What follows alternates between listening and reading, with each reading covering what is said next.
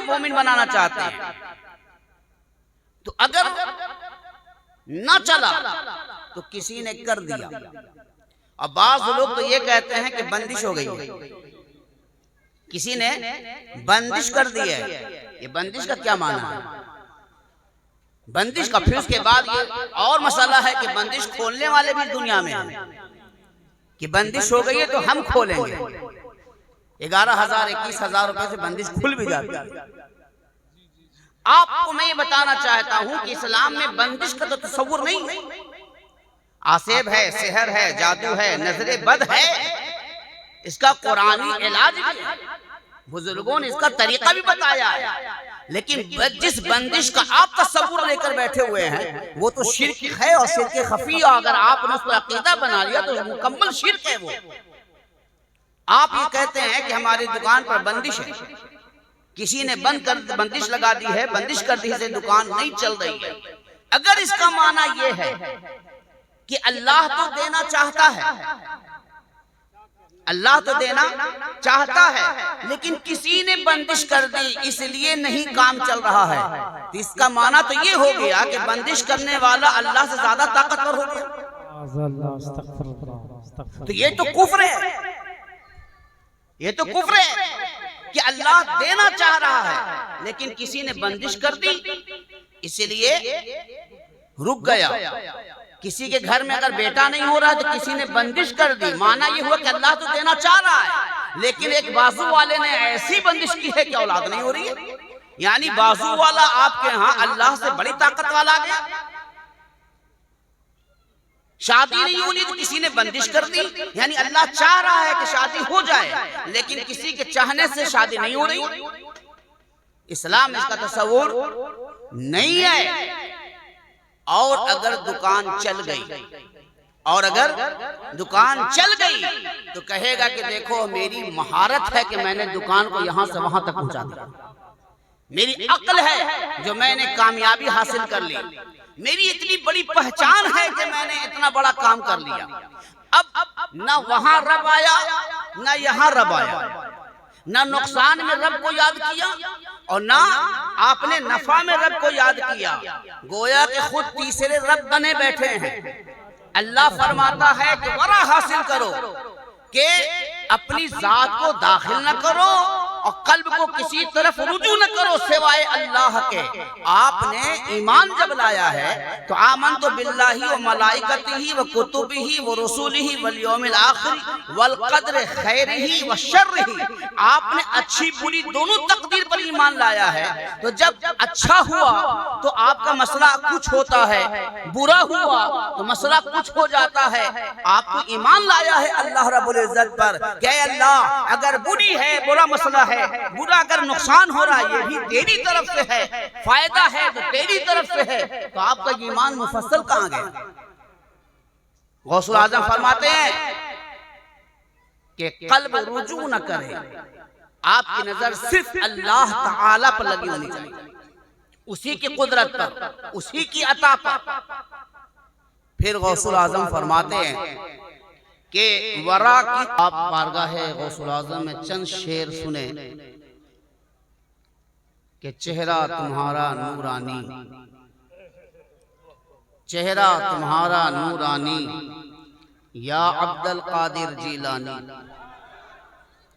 चेहरा तुम्हारा नूरानी या अब्दुल कादिर जीलानी, पुरनूर तुम्हारी पेशानी या अब्दुल कादिर जीलानी, सुभान अल्लाह सुभान अल्लाह, पुरनूर तुम्हारी पेशानी या अब्दुल कादिर जीलानी।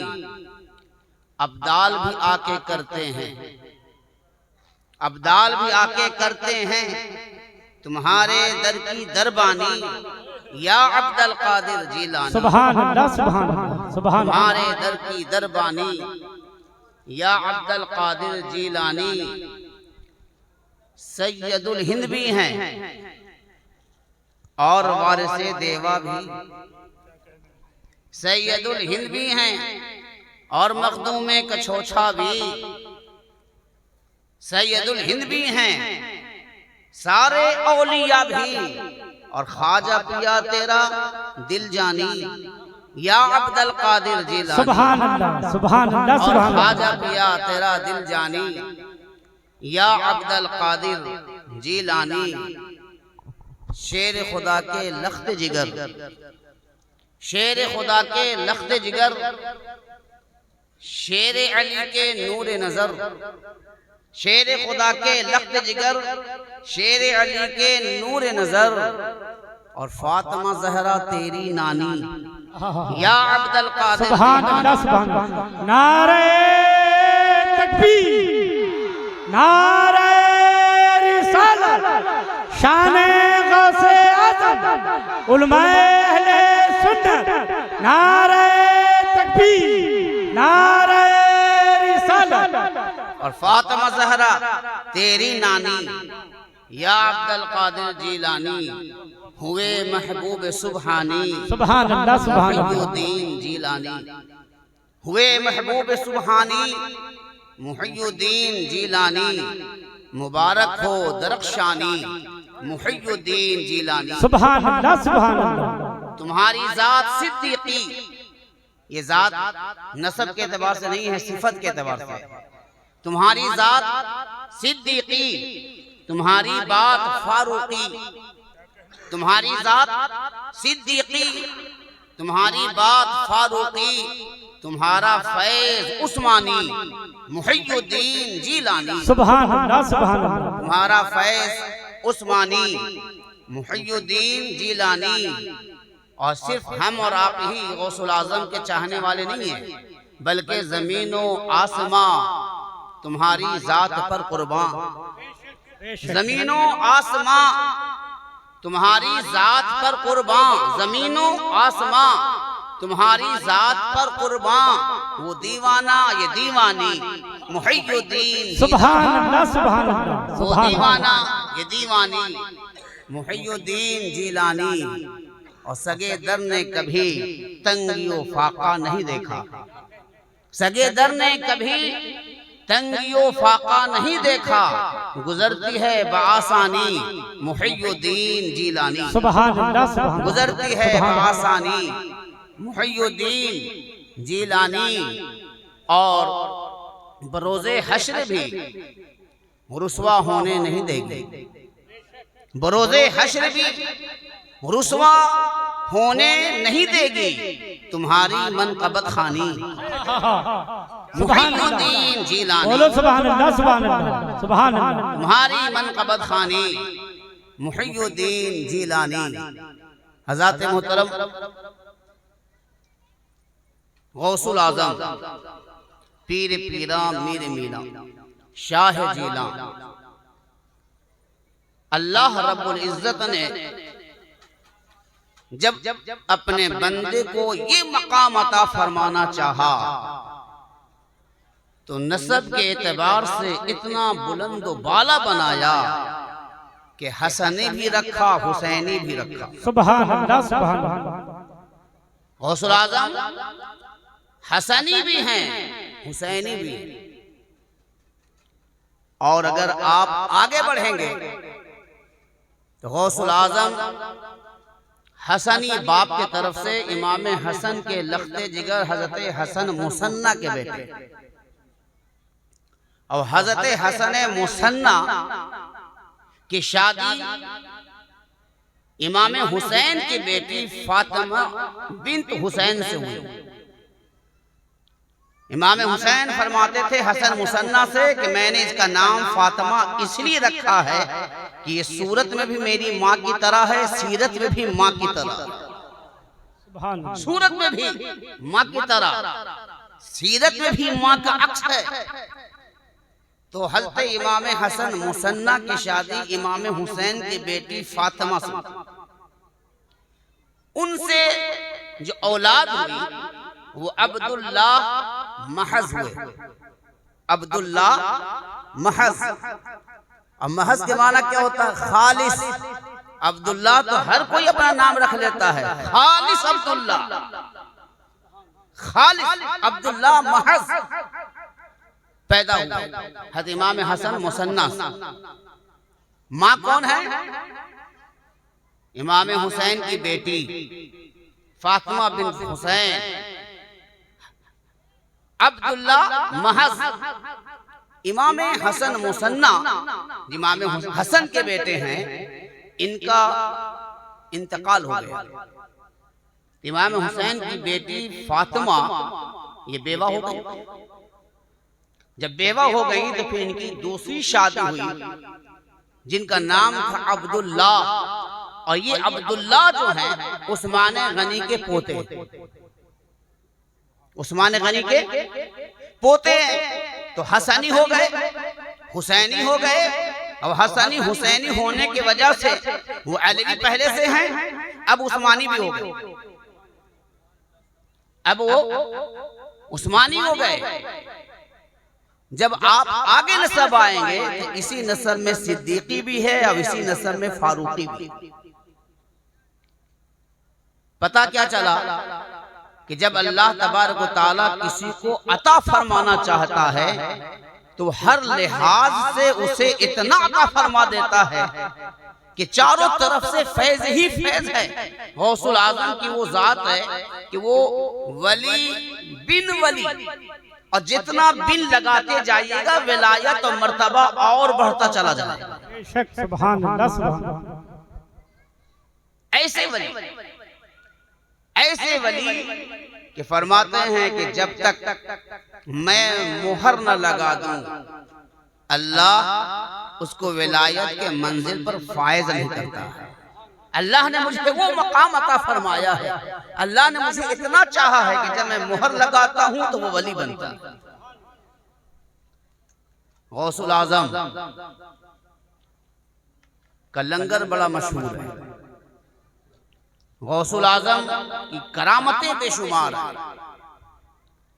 आज जरूरत है कि हम करामतों के साथ, कि करामत साहिब करामत के मकाम को बताती है।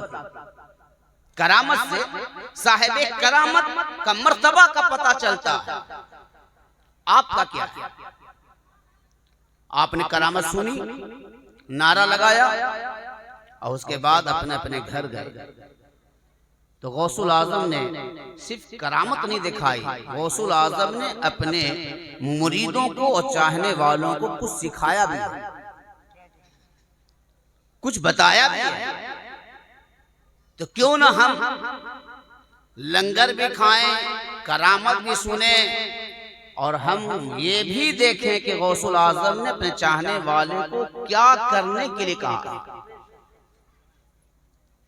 गौसुल आजम फरमाते हैं कि लोगों, अगर तुम्हें कामिल मोमिन बनना है तो तुम्हें अपने ऊपर 10 खसलतें वाजिब करनी होंगी। 10 खसलतें अपने ऊपर लाजिम करनी होंगी। और अगर तुम्हें मुक्तदा बनना है, अगर तुम्हें मुक्तदा बनना है, शेख बनना है, पेशवा बनना है, तो तुम्हें अपने ऊपर 12 खसलतें लाजिम करनी होंगी। मोमिन बनने के लिए 10 खसलतें, और शेख बनने के लिए, पीर बनने के लिए, मुक्तदा बनने के लिए, पेशवा बनने के लिए 12 खसलतें उसमें होना जरूरी है। तब जाकर वो शेख कामिल होगा। और मोमिन बनने के लिए 10 खसलतें जब शामिल होंगी तब आप मोमिन कामिल होंगे। तो क्या हम और आपको नहीं चाहिए कि हम लंगर के साथ साथ खसलत भी अपने ऊपर डालें, लंगर के साथ साथ उस पर अमल भी करें कि गौसुल आजम ने क्या करने के लिए कहा। गौसुल आजम फरमाते हैं कि वरा अपने ऊपर लाजिम कर लो, और वरा को बाद में वाव पर नसब भी डाला है, बाद में कसरा के साथ वेरा अभी पढ़ा। फरमाते हैं कि वेरा तवक्कुफ है, रुक जाना हर अमर में, जब तक के हुक्म सादिर न हो जाए कि शरीयत इस बारे में क्या कहती है। तवक्कुफ, रुक जाएं, किसी भी काम पर आप रुकें, तवक्कुफ करें और देखें कि इस पर शरीयत का हुक्म क्या है। करने का हुक्म है या रुकने का हुक्म है? अगर करने का हुक्म है तो करे, और रुकने का हुक्म है तो रुक जाए। फिर फरमाते हैं कि इसकी 3 किस्में हैं, इसकी 3 किस्में हैं। आवाम का वरा ये है कि वो हराम और मुश्तबह चीज से बच जाए। खवास का वरा ये है कि वो ख्वाहिशात नफसानी से अपने आप को बचा ले, और अक़स्सुल खवास का वरा ये है कि वो हर तरह के सोचो फिक्र मां से वो अल्लाह के हुक्म के हर चीज से किनारा कश हो जाए, अपने आप को किनारा कर। फिर फरमाते हैं कि फिर इसकी 2 किस्में बनेंगी, एक वरा ज़ाहिरी, एक वरा बातिनी। ज़ाहिरी वरा ये है कि अल्लाह ताला के सिवा अपनी जात को दाखिल न करे, अल्लाह ताला की जात के सिवा अपने इल्म को, अक्ल को उसमें दखल अंदाजी न दे। माना क्या हुआ कि अल्लाह तबारक व तआला बारिश बरसा रहा है और आपके घर में शादी है, तो आप चाहते हैं कि बारिश ना हो। क्यों आप चाहते हैं? ये ख्याल क्यों आ गया? जिस रब को आप मान रहे हैं उस वो रब बारिश बरसा रहा है, और आपके घर में छोटा सा प्रोग्राम है और चाहते हैं बारिश ना हो। कहते हैं कि ये नहीं होना चाहिए, बल्कि ये होना चाहिए कि रब तेरी मर्जी है, तू चाहे बारिश बरसा, चाहे तू तूफान चला, चाहे तेरी मर्जी है, तू जो चाहे वो कर, अपनी जात का दखल ना। और वराए बातिनी ये है, वराए बातिनी ये है कि अल्लाह ताला के अहकाम और उसके हुक्म पर अपने आप को, अपना कल्ब जो है, दिल है, वो उस किसी तरफ अल्लाह के सिवा किसी तरफ रुजू न करे, कल्ब की तरफ रुजू न करे। माना ये हुआ कि जो हुआ है वो अल्लाह ताला की तरफ से हुआ है, अल्लाह ताला की तरफ से हुआ है। अभी हमारा मसला क्या हो गया है कि आप कारोबार करते हैं, नहीं चला तो किसी ने कर दिया है, नहीं चला तो किसी ने कर दिया है, नजर लगा दी है। और बाबा भी ऐसे ऐसे हैं कि हाँ अपने ही ने किया होगा। ये कामिल मोमिन की पहचान नहीं है। गौसुल आजम वो हैं जो लंगर खिलाते हैं तो बेहतरीन लंगर खिलाते हैं, तोशा खिलाते हैं तो बेहतरीन तोशा खिलाते हैं, लेकिन अपना मुरीद भी बनाते हैं तो बेहतरीन मुरीद बनाना चाहते हैं, कामिल मोमिन बनाना चाहते हैं। तो अगर न चला तो किसी ने कर दिया। अब बाज़ लोग तो ये कहते हैं कि बंदिश हो गई, किसी ने बंदिश कर दी है। ये बंदिश का क्या माना है? बंदिश का फिर उसके बाद ये और मसला है कि बंदिश खोलने वाले भी दुनिया में हैं कि बंदिश हो गई है तो हम खोलेंगे। 11,000 21,000 रुपए से बंदिश खुल भी जाती है। आपको मैं ये बताना चाहता हूं कि इस्लाम में बंदिश का तो तस्वुर नहीं है। आसेब है, सेहर है, जादू है, नजरे बद है, इसका कुरानी इलाज भी है, बुजुर्गों ने इसका तरीका भी बताया है। लेकिन जिस बंदिश का आप तस्वुर लेकर बैठे हुए हैं वो तो शिर्क है, और शिर्क खफी। और अगर आपने उस पर अकीदा बना लिया तो मुकम्मल शिर्क है वो। आप ये कहते हैं कि हमारी दुकान पर बंदिश है, किसी ने बंदिश लगा दी है, बंदिश कर दी है, दुकान नहीं चल रही है। अगर इसका माना यह है कि अल्लाह तो देना चाहता है, अल्लाह तो देना चाहता है, लेकिन किसी ने बंदिश कर दी इसलिए नहीं काम चल रहा है, तो इसका माना तो ये हो गया कि बंदिश करने वाला अल्लाह से ज्यादा ताकतवर हो गया। तो ये तो कुफ्र है, ये तो कुफ्र है कि अल्लाह देना चाह रहा है लेकिन किसी ने बंदिश कर दी इसलिए रुक गया। किसी के घर में अगर बेटा नहीं हो रहा तो किसी ने बंदिश कर दी, माना ये हुआ कि अल्लाह तो देना चाह रहा है लेकिन एक बाजू वाले ने ऐसी बंदिश की है कि औलाद नहीं हो रही है। यानी बाजू वाला आपके यहाँ अल्लाह से बड़ी ताकत वाला आ गया। शादी नहीं होनी तो किसी ने बंदिश कर दी, यानी अल्लाह चाह रहा है कि शादी हो जाए, लेकिन किसी के चाहने से शादी नहीं हो रही। इस्लाम इसका तस्वुर नहीं है। और अगर दुकान चल गई, और अगर दुकान चल गई तो कहेगा कि देखो मेरी महारत है कि मैंने दुकान को यहां से वहां तक पहुंचा दिया, मेरी अक्ल है जो मैंने कामयाबी हासिल कर ली, मेरी इतनी बड़ी पहचान है कि मैंने इतना बड़ा काम कर लिया। अब ना वहां रब आया ना यहां रब आया, ना नुकसान में रब को याद किया और ना आपने नफा में रब को याद किया, गोया कि खुद तीसरे रब बने बैठे हैं। अल्लाह फरमाता है कि वरा हासिल करो कि अपनी जात को दाखिल न करो और कल्ब को किसी तरफ रुजू न करो सिवाय अल्लाह के।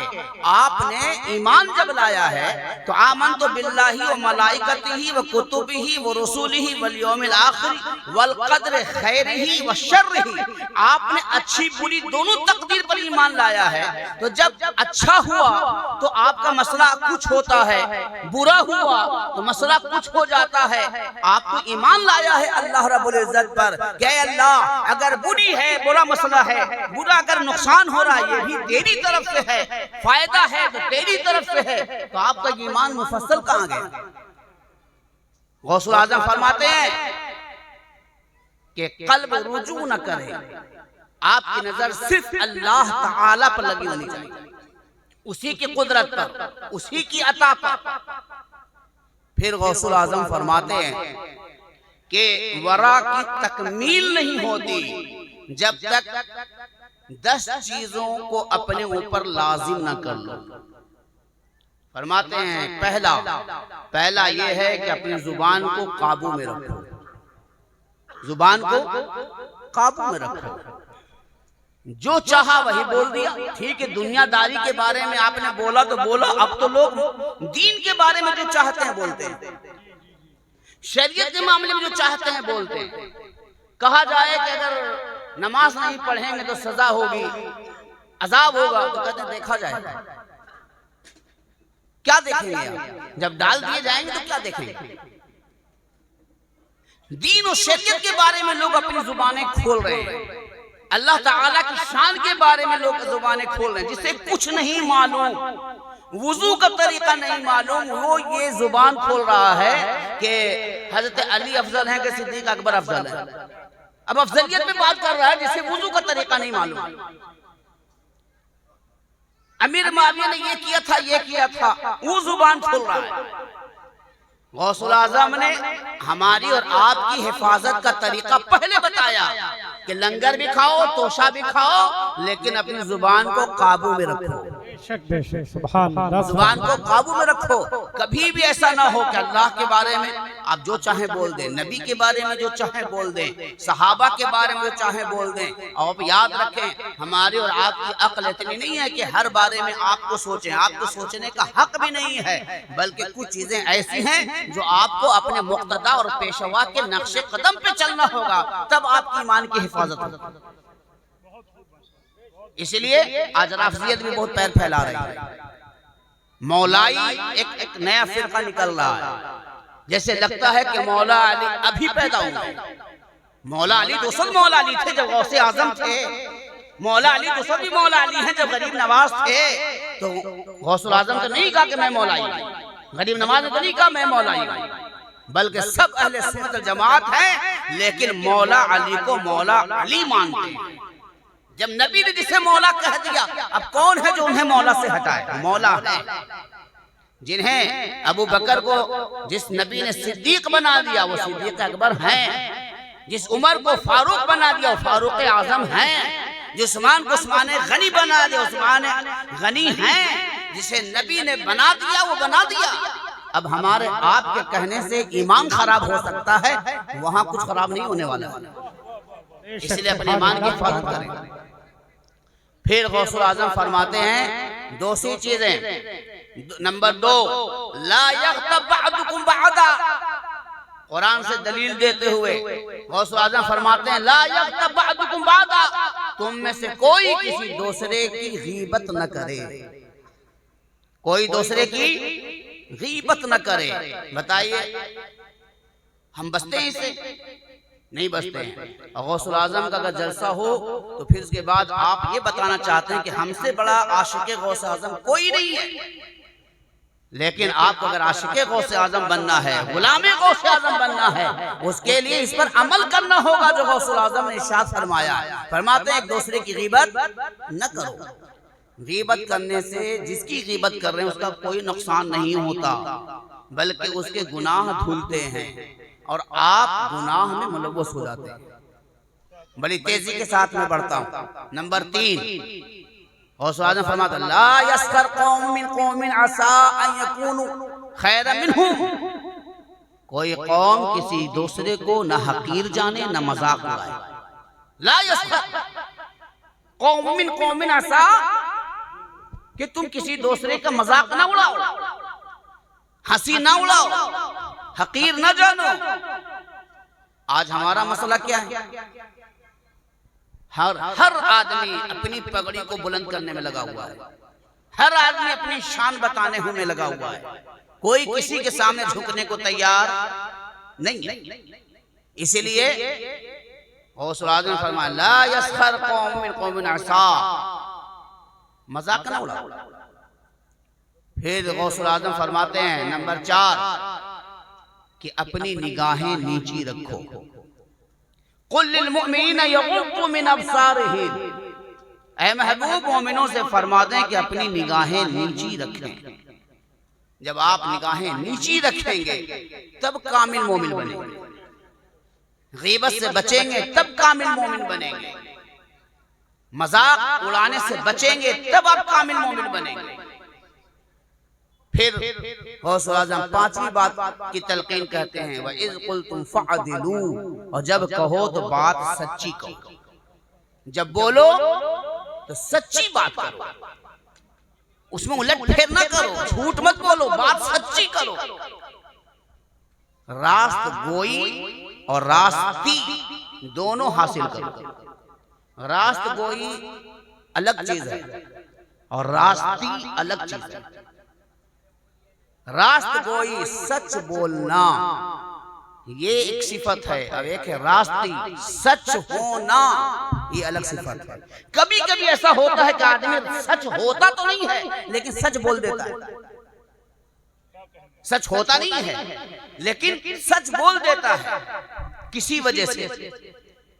तो आप सच बोलिए लेकिन पहले सच बन जाइए, यानी अंदर से आप सच्चे हो, दिल से आप सच्चे हो,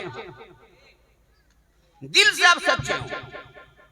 फिर गौसुल आज़म फरमाते हैं कि बलिल्लाह यमुन्नु अलैकुम हदाकुम लिल ईमान, कि जो अल्लाह तुम्हें इनाम अता फरमाता है, जो तुम्हें नेमतें अता फरमाता है, उस पर तुम शुक्र बजा लाओ। गौसुल आज़म फरमाते हैं अगर ऐसा नहीं करोगे तो तुम तकब्बुर करने वाले हो जाओगे, तुम गुरूर करने वाले हो जाओगे। गौसुल आज़म फरमाते हैं कि क्या तुम पर ये एहसान कम है? बलिल्लाहु यमुन्नु अलैकुम हदाकुम ईमान, बल्कि तुम पर तो अल्लाह का ये भी एहसान है कि अल्लाह ने तुम्हें ईमान अता फरमाया है।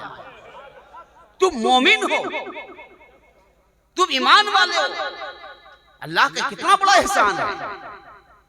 अगर तुम इनामात इलाहिया पर शुक्र नहीं बजा लाओगे तो तुम गुरूर करने वाले हो जाओगे, तकब्बुर करने वाले हो जाओगे। फिर गौसुल आज़म फरमाते हैं कि वल्लज़ी इज़ा अनफ़क़ू लम युस्रिफ़ू व लम यक़्तुरू,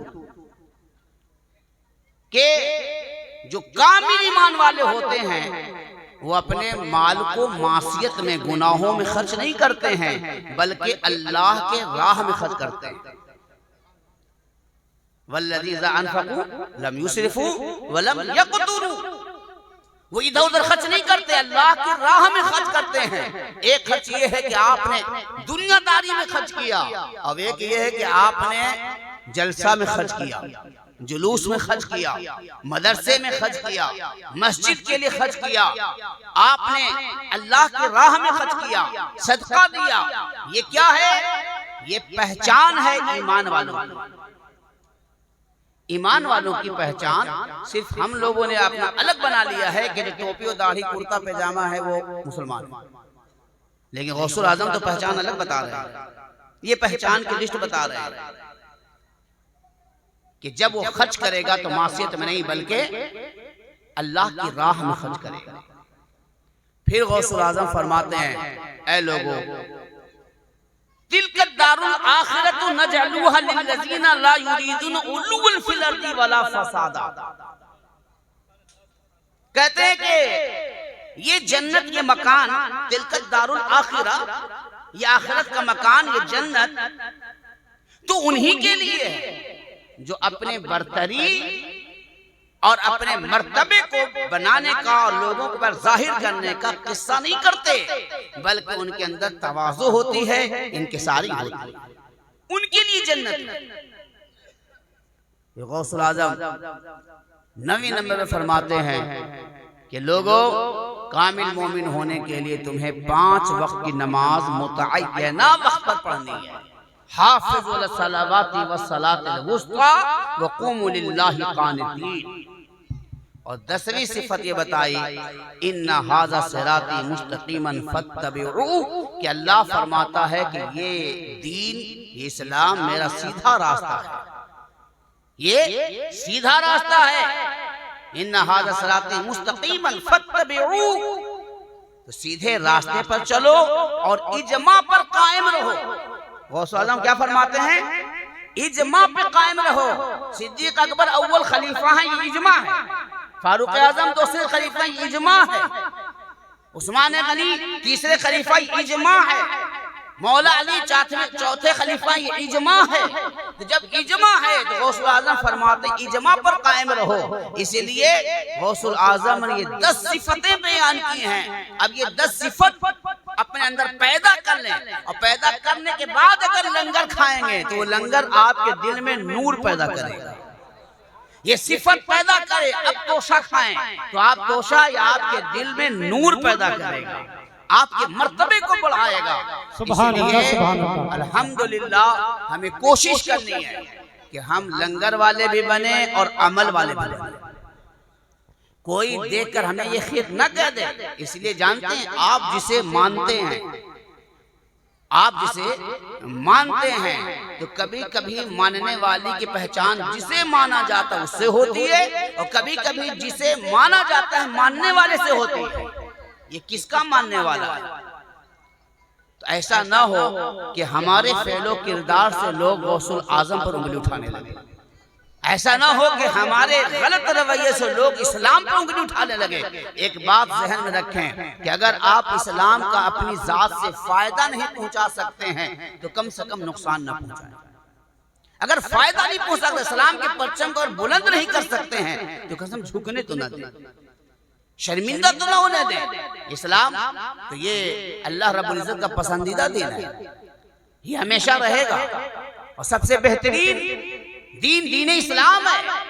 लेकिन अगर आप उसके लिए अच्छे साबित नहीं हुए तो मुमकिन है कि आपको खत्म कर दिया जाए, बर्बाद कर दिया जाए, और फिर उसकी बका के लिए अल्लाह तबारक व तआला दूसरे के दिलों में ईमान अता फरमा दे और उससे दीन का काम ले।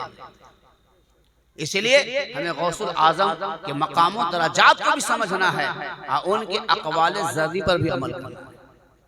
गौसुल आजम फरमाते हैं कि मैं कुछ वाक़यात बता देता हूँ, वरना शेख होने के लिए जो 12 खसलतें हैं उसके लिए बहुत ज़्यादा वक्त लगेगा। अब इंशाअल्लाह कभी हम शेख होने के लिए, पीर होने के लिए जो 12 खसलतें गौसुल आजम ने फरमाई, मुक्तदा और पेशवा होने के लिए कि लोग उसकी तकलीद करें, लोग उसकी इक्तदा करें, लोग उसकी बात माने और उसकी राह पे चलें, उसके लिए उसके अंदर 12 खसलतें होनी चाहिए। इसे इंशाअल्लाह कभी हम बताएंगे।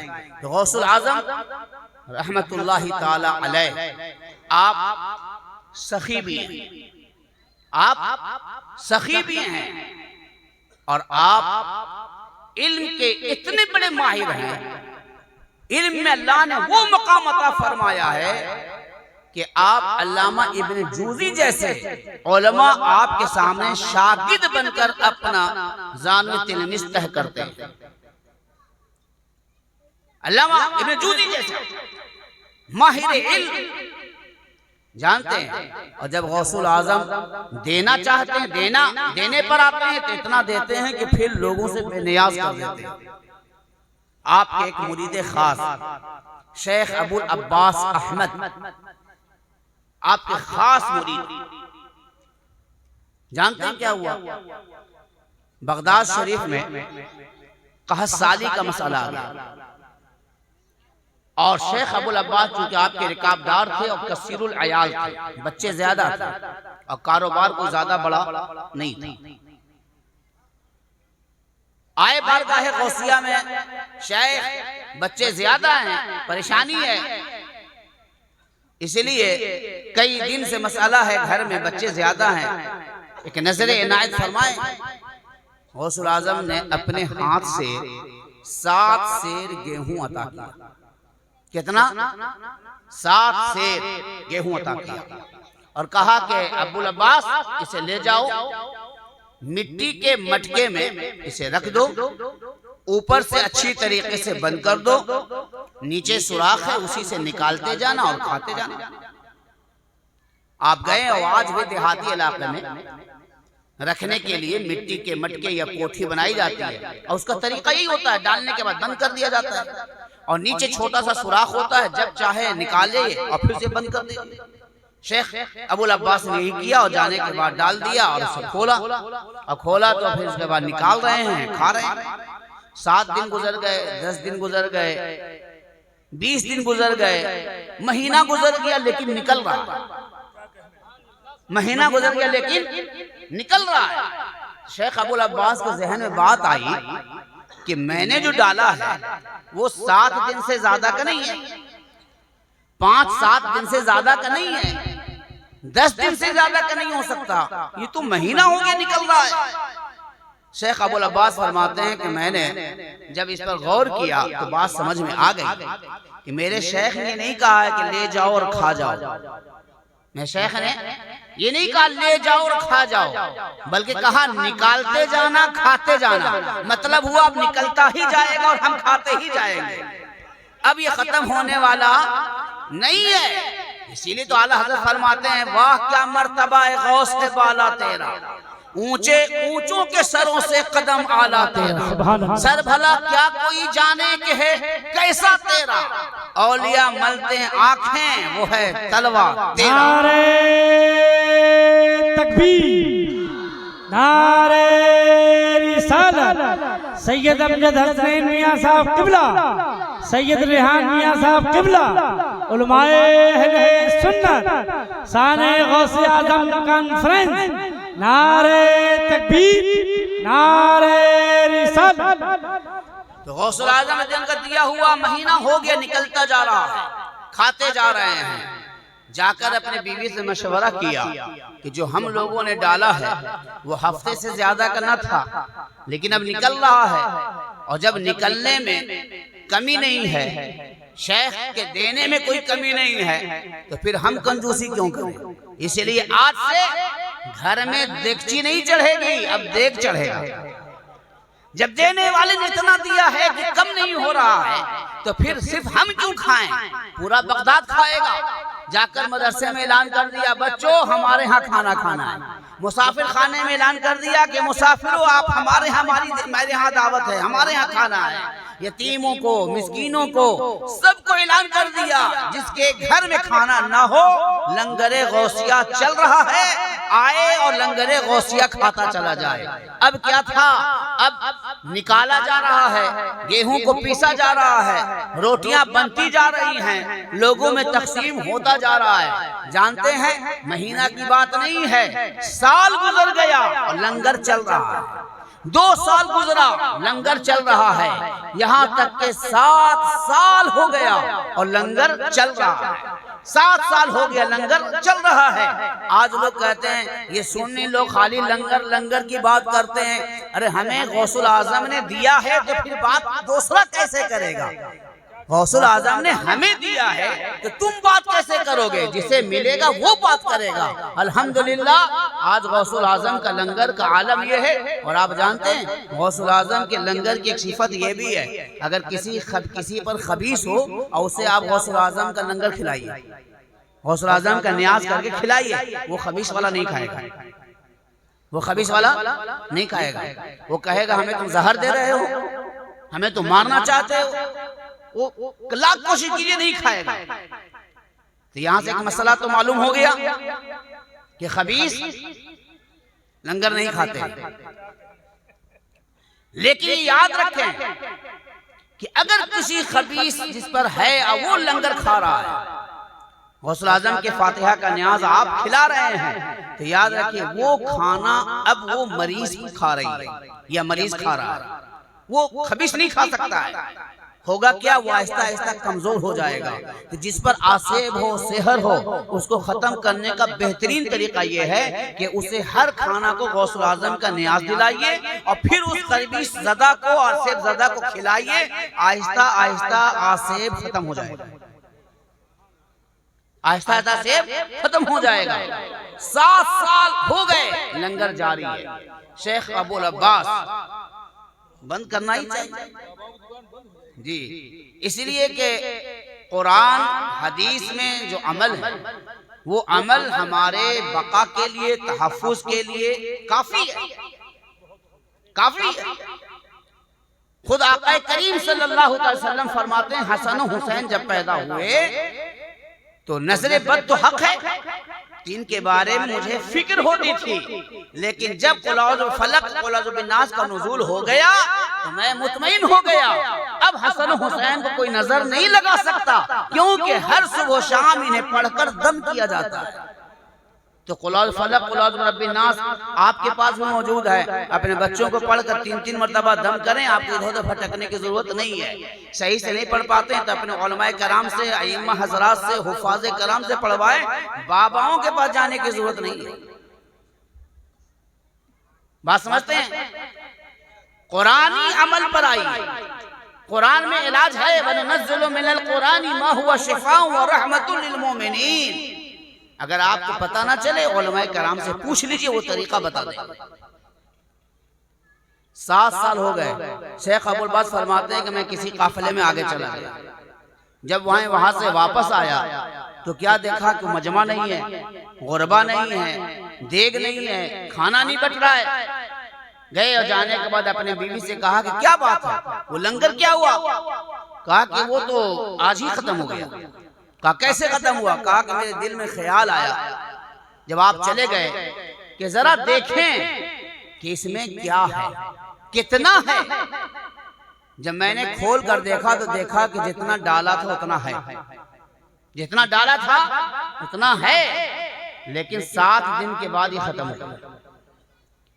शेख अबुल अब्बास दौड़े हुए बारगाह गौसिया में गए, अर्ज करते हैं शेख जो आपने अता फरमाया था 7 साल से हम खा भी रहे हैं और गुरबा मसाकीन को खिला भी रहे हैं, लेकिन शेख वो खत्म हो गया। गौसुल आजम फरमाते हैं क्या मैंने नहीं मना किया था कि देखना मत, बल्कि निकालते जाना और खाते जाना, निकालते जाना खाते जाना। यकीनी किसी ने देखा होगा। अर्ज करते हैं हुजूर मेरी बीवी ने देख लिया और सोचा कि ना जाने इसमें अभी कितना बचा है। तो गौसुल आजम फरमाते हैं कि अबुल अब्बास तुम्हें इस बात पे ताज्जुब है कि 7 साल तक कैसे 7 शेर चला। सुनो, अगर तुम्हारी बीवी खोलकर ना देखती तो 7 साल पर ताज्जुब न करो, तुम्हारी 7 नस्लें खाती रहती लेकिन खत्म नहीं होती। नारे तकबीर, नारे रिसालत, शाने गौसे आज़म, उलमाए अहले सुन्नत। ये गौसुल आजम है।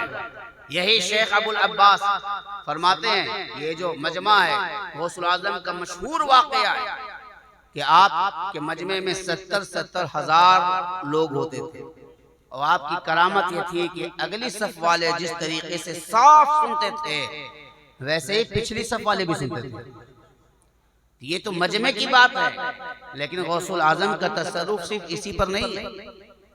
गौसुल आजम का तसर्रुफ सिर्फ इसी पर नहीं है कि मजमा वाले आगे भी सुने और पीछे वाले भी सुने। ये तो अगर थोड़ा सा मुंतकिल कर दिया जाए तो आज माइक से भी वही हाल है, आगे वाले सुन रहे हैं, पीछे वाले सुन रहे हैं। फर्क ये हो गया कि पहले माइक नहीं था, आवाज पहुंच रही थी, लेकिन काम तो हो रहा था। आज माइक है, कल माइक नहीं। लेकिन गौसुल आजम का करम सिर्फ यही तक नहीं है, बल्कि शेख अबुल अब्बास अहमद फरमाते हैं कि बगदाद में जब गौसुल आजम की महफिल लगती और सजती तो औलिया के बारे में से कोई ऐसा ना होता जो आपके महफिल में हाजिर न देता। औलिया के बारे में से जो भी बाहर से आते बगदाद में अगर दाखिल होते तो गौसुल आजम की बारगाह में जरूर हाजिर देते। लेकिन मैंने अब्दुल रहमान तफसूंज को गौसुल आजम की मजलिस में नहीं देखा। अब्दुल रहमान तफसूंज को मैंने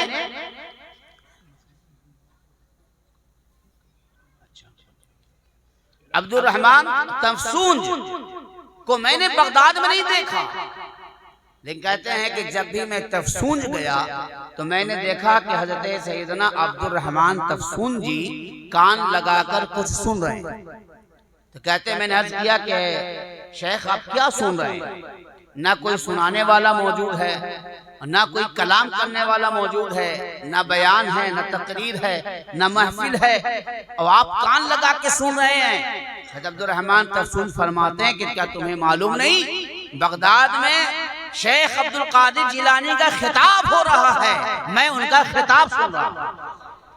कहते तफसूंज में हज़रत अब्दुल रहमान हैं और कान लगाकर बगदाद के खिताब को सुनते हैं। यहाँ तक कि हज़रत मुसाफिर बिन अदी का हाल ये होता कि ये वांस में रहते थे और वहां का हाल ये होता कि ये एक बर्छी लिए निकलते अपने खेमे से और उस बर्छी से एक बड़ा दायरा लगाते, एक बड़ा दायरा लगाते और दायरा लगाने के बाद ऐलान फरमाते, ऐ लोगों जिन्हें शेख अब्दुल कादिर जिलानी का खिताब सुनना है दायरे के अंदर आ जाओ, दायरे के अंदर आ जाओ। कहा हुजूर शेख अब्दुल कादिर जिलानी तो बगदाद में है। फरमाया कि अंदर आओ, तुम्हें मैं वहां ले चलता हूं, अंदर आओ।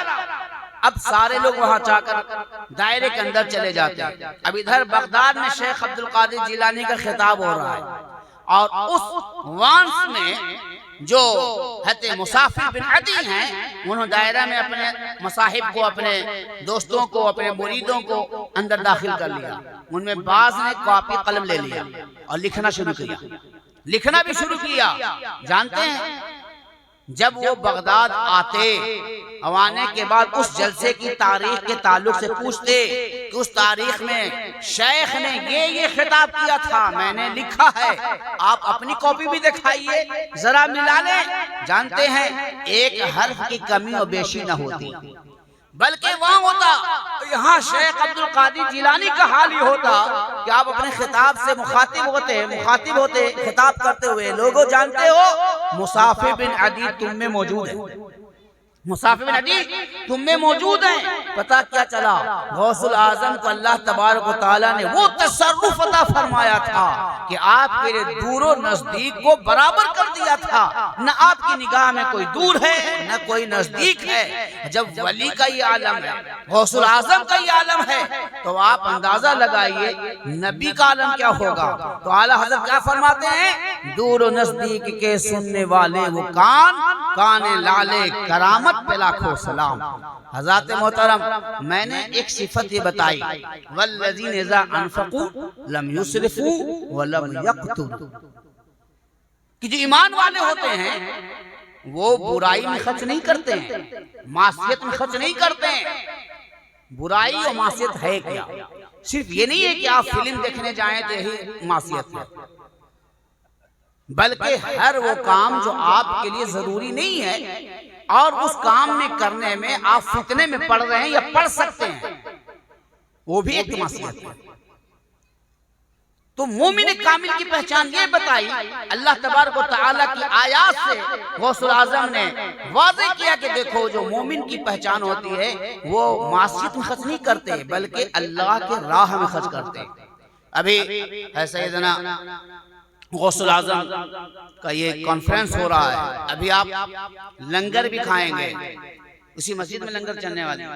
उस लंगर में, जिस मस्जिद में आप लंगर खाने और ताम के लिए जाएंगे, उस मस्जिद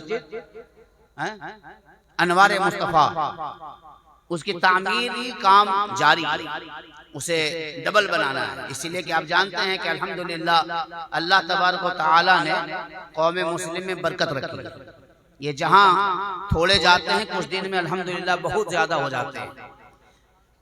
बगदाद की तारीख ये रही है कि कई बार बगदाद उजड़ा, लेकिन फिर बगदाद ऐसा हो गया कि तसव्वुर नहीं होता कि कभी ये उजड़ा भी था। तो गौसुल आजम कि हम चाहने वाले अल्हम्दुलिल्लाह अल्लाह ताला बरकतें हमारे माल में भी आता फरमाता है और हमारी नस्लों में भी बरकतें अल्लाह फरमाता है। इसलिए मस्जिद की तौसीब वो जरूरी है। तो आप हजरात के सामने मस्जिद की तौसीब के लिए, इसकी तामीरी काम के लिए आपके सामने से गुजर रहे हैं।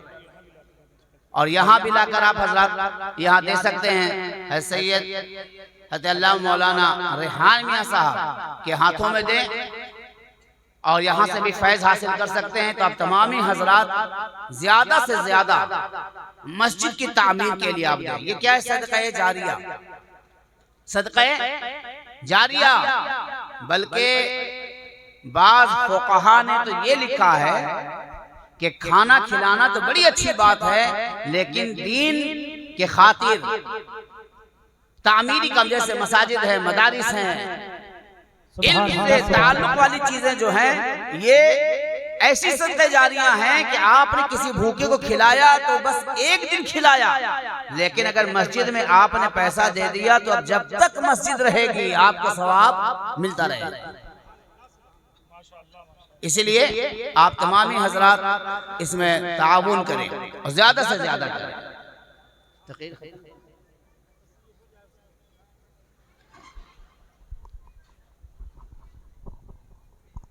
देखिए मौका बहुत सुनहरा है, औलाद गौसे आज़म जलवा अफरोज हैं। आप इनके कदमों में लाकर जो भी अल्लाह आपको तौफीक दे, झोली में भी डाल सकते हैं, यहाँ पर भी लाकर पेश कर सकते हैं। अल्लाह ताला हम सबकी हाजिरी को कबूल फरमाए। जो देर है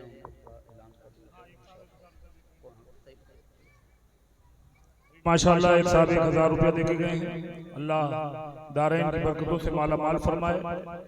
और हमारे कमाल भाई बैठे हैं अगर कुछ, और जाकिर भाई, ये लोग माशाअल्लाह है जिम्मेदार लोग। जो लोग भी देना चाहते हैं, नहीं लाए हैं लिखवा सकते हैं, बाद में दे सकते हैं। लेकिन मस्जिद में हजरत ने नमाज पढ़ी, यकीनन वहाँ छत की जरूरत है और स्लेब पढ़ना बहुत जरूरी है। जुमे के दिन बड़ी तकलीफ होती है। और बहरहाल हजरत ने आपके सामने जुबान खोली है, तो आप लोग भी ये ना ख्याल करें कि हम लोग बहुत गरीब हैं, गरीब बस्ती में रहते हैं। अल्हम्दुलिल्लाह गरीब तो हैं, मगर गरीब नवाज वाले हैं। हम सब जो हैं कौन है? गरीब नवाज वाले। हजरत की तकरीर रुक गई है, तो आप हजरात ना रुके, बल्कि जो भी अल्लाह तौफीक दे वो झोलियों में डाल दे, और जो अल्लाह तौफीक दे 11,000, 5,000, 2,000, 1,000 जो भी आप लोग देना चाहे। अल्हम्दुलिल्लाह ये अम्बोजवाड़ी में ऐसे ऐसे लोग पड़े हैं कि देने पे आ जाए, बोलने पे आ जाए हजरत, तो अल्हम्दुलिल्लाह रुकते ही नहीं। गरीब नवाज का ऐसा करम है इस बस्ती पर। गौसे आजम का सदका है, तो जिसको लिखाना हो वो आ जाए।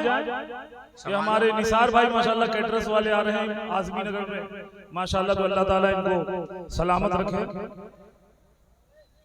कुछ ऐलान कर सकते हैं आप लोग अगर इजाजत दे तो। अभी माशाल्लाह हमारे कमाल भाई ने, जाकिर भाई ने गरीब नवाज मस्जिद में बड़ा ताउन किया और वो मस्जिद माशाल्लाह तामीर हो चुकी है। इसमें भी जरूरत है। तो बहरहाल आप लोग कोशिश करें और सरकार गरीब नवाज के सदके, गौसे आजम के सदके इंशाअल्लाह ने चाहा तो बहुत कुछ मिलेगा।